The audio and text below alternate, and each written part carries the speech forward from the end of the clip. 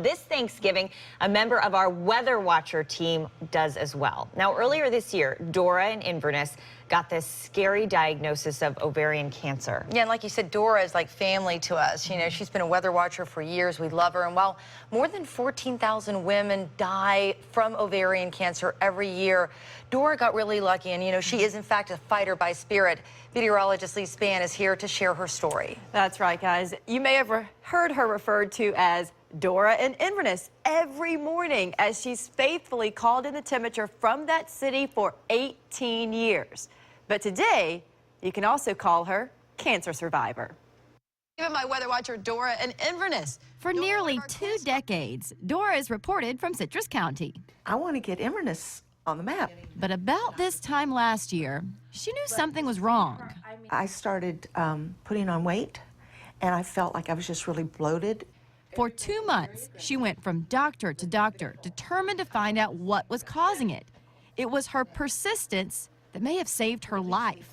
One doctor finally drained nearly 18 pounds of fluid from her belly. They got 6.5 liters.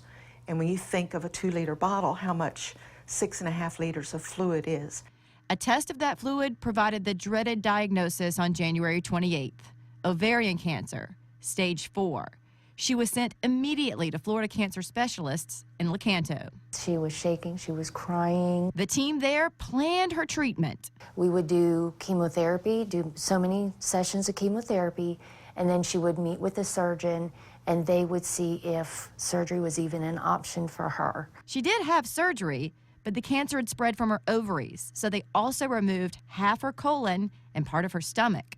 And the first thing he said to me at my bedside when he came out was, "We think we got it all."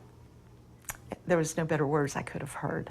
She is officially cancer-free and hopes her story empowers others. And if you know something's wrong, you have to push.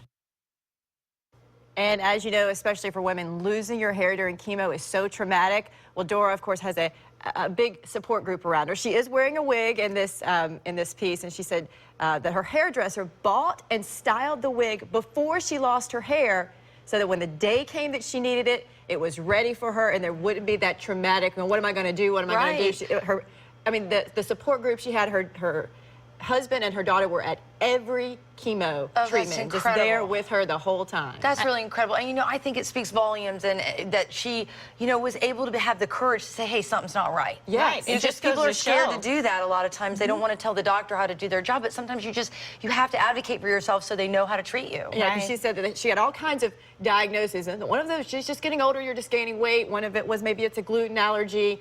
And then finally, one of the doctors said, let's just drain that.